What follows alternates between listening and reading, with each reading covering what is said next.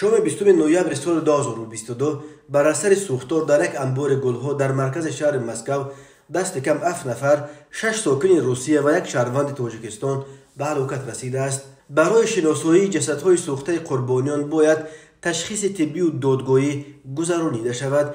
بنا به اطلاع رسیده ایالت‌های فوق‌العاده پایتخت روسیه، شام 20 نوامبر در میدان کمسامولسک که به نام میدان سه وокزال معروف است، بنای خشتی دو قبیله انبار گلها به کام آتش رفت. مساحت سوختار بیش از 2500 متر مربع را تشکیل داده است.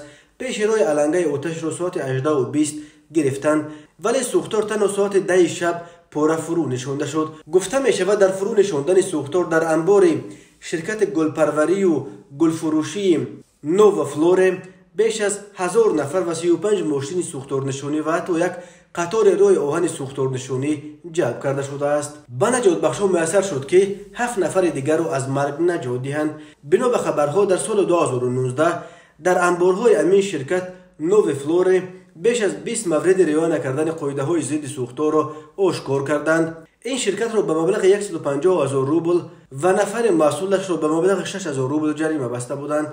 سفارت تاجیکستان در مسکو گفت با مقامات روسیه در تماس پیوسته قرار دارد و تلاش خواهد کرد تا شخصیت شهروند تاجیک هلاک شده را زودتر معاین کند. هر سال بیش از 1 میلیون نفر و تقریبا نصف اهالی قابل کار تاجیکستان برای پیدا کردن روزی خانواده‌های خود به خارج و اساساً به روسیه به مهاجرت کاری می روند. هر سال در روسیه به دلایل مختلف تا 1000 نفر از مهاجران تاجیک می میرند. فلاکت‌ها در جای کار و جای زیست از جمله سوختار یک علت عمده مرگ مهاجران تاجیک در روسیه نام برده می شود.